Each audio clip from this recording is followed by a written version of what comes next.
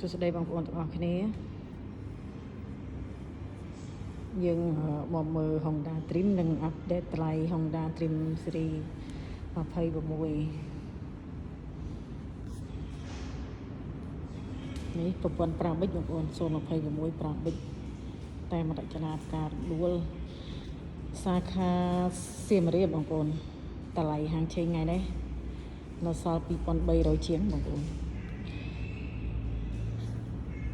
អាហ្នឹងយើងមានប្រូម៉ូសិនជូនបងប្អូនផងដែរបងប្អូនមានផ្លាកលេខមានរៀនការកត្រកអញ្ចឹងបងប្អូន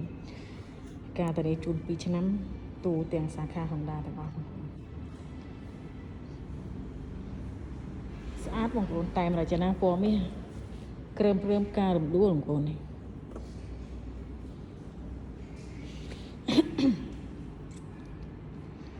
ឥឡូវលោតដល់041បងប្អូន0418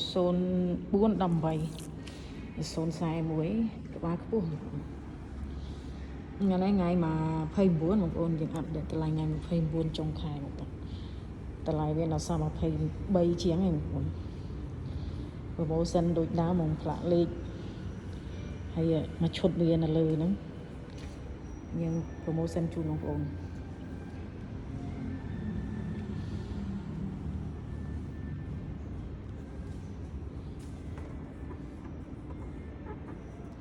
ក្រើមការមណ្ឌលបងសេរីមុនលឡងឯងបងតែបិទกระดาษឡងពេលនេះគេរចនាមកក្រើម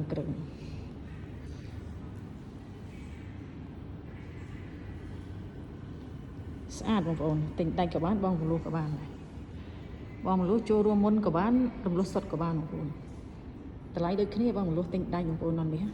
រាកាខាងសៀមរាបមានដៃគូសហការច្រើនបងមាន LOLC Check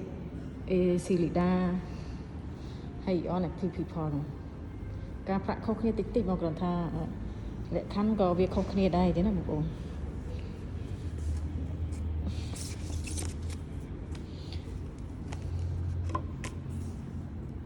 នេះបងប្អូនមានព័ត៌មានម៉ូតូនៅលើហ្នឹងបងប្អូននេះទម្ងន់វា98បងប្អូន98គីឡូច្រោះធុងសាំងវាតែ4លីត្រទេ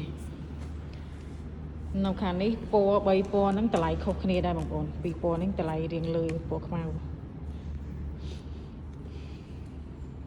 តែថ្ងៃនេះស្តុកពណ៌ខ្មៅពណ៌ក្រហមពណ៌ខៀវពណ៌ក្រហមអស់ស្តុកបាត់ហើយគេយកទៅឲ្យវាព្រឹកថ្ងៃនេះថ្ងៃច័ន្ទ